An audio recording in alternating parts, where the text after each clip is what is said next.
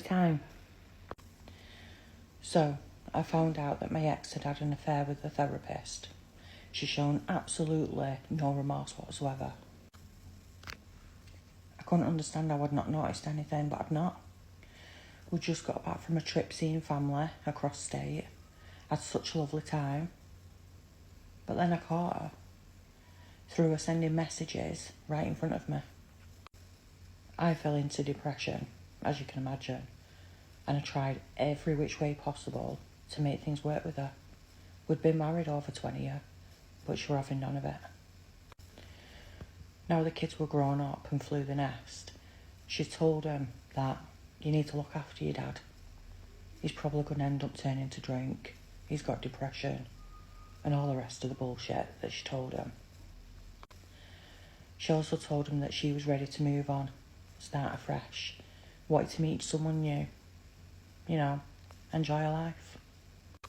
Now, I'm not saying I was a perfect husband, and to be honest, I don't think there is a perfect one out there, but I did my best in loving her and caring for her and being there for her in what I thought I was the perfect husband. So over the next few months, I saw a therapist myself and started to get my ass back to work and sort my act out. So, me and her did chat over the course of them few months.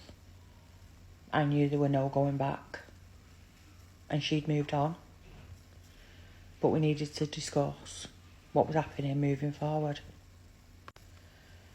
I told her that I was going to move, buy a new house. I just needed somewhere for all my correspondence to go to, because in my line of work, I'm able to travel and go places and go to other countries to see family. I had family everywhere.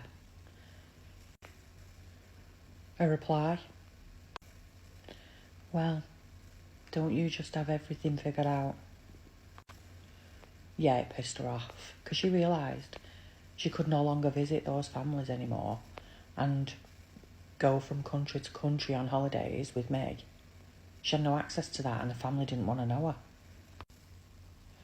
Around that same time, a girl I almost married back in the 90s contacted me through Messenger. She must have been snooping on my account, and she private messaged me. Goes part 2.